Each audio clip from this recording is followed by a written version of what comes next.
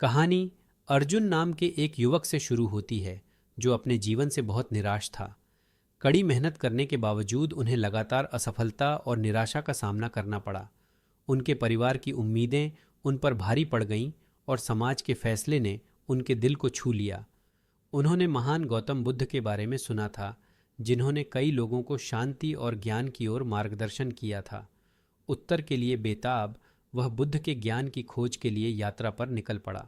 कई दिनों तक घने जंगलों और पहाड़ों की यात्रा करने के बाद अर्जुन ने अंततः बुद्ध को एक बड़े बोधि वृक्ष के नीचे ध्यान करते हुए पाया। उनका चेहरा शांत और निर्मल था। अर्जुन की निराशा, छवि संकेत, हताशा और थकावट से भरे चेहरे के साथ अर्जुन बुद्ध के सामने घुटने टेक रहा है और बुद्ध की ओर देख रहा है, जो ध्यान में अपनी आंखें बंद करके शांत हैं। भारी मन से अर्जुन बुद्ध के सामने बैठ गया और बोला, हे बुद्धिमान व्यक्ति, मैं खो गया हूँ।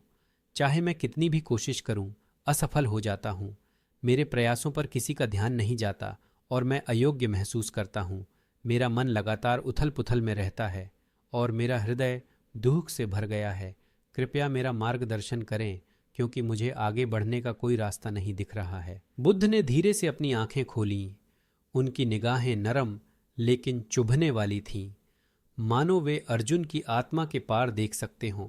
बुद्ध बोधि वृक्ष के नीचे उत्तम मुद्रा में बैठे हैं।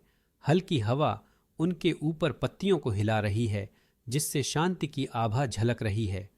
उनकी अभिव्यक्ति कोमल एवं करुणामयी है। बुद्ध शांत सौम्य स्वर में बोले, प्रियजन, आपका हृदय आपके आसपास की दुनिया के कारण परेशान नहीं है, बल्कि जिस तरह से आप इसे समझते हैं उसके कारण परेशान है। आपने अपना मूल्य अपने कार्यों के परिणामों से बांध लिया है, लेकिन जीवन सफलता या विफलता से कहीं अधिक है। उन्होंने अर्जुन को अपने पास बैठने का इशारा किया और एक पल के लिए अपनी आंखें बंद कर लीं, जिससे अर्जुन को आसपास की शांति को अवशोषित करने का मौका मिला। हवा में उड़ते दो तीरों वाला एक प्रतीकात्मक दृश्य। एक आदमी को मारता है, जिससे दर्द होता है, जबकि दूसरा हवा में मंडराता है, जो स्वयं को दी गई पीड़ा का प्रतिनिधित्व करता है। बुद्ध ने एक कहानी सुनानी शुरू की। हे अर्जुन, कल्पना करो कि एक आदमी को तीर लग गया है। इससे उसे दर्द होता है, तेज शारीरिक घाव होता है।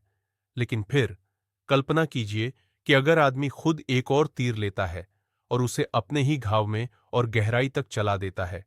यह दूसरा तीर उस पीड़ा का प्रतिनिधित्व करता है जो हम अपने मन में पैदा करते हैं। पहला, तीर अपरिहार्य है, जीवन का एक हिस्सा है, दर्द, असफलता, हानि। लेकिन दूसरा तीर, इन दर्दों पर ध्यान देकर हम जो कष्ट बढ़ाते हैं वह हमारे नियंत्रण में है। उत्सुक लेकिन भ्रमित अर्जुन ने पूछा, लेकिन मैं दूसरा तीर चलाने से कैसे रोकूं?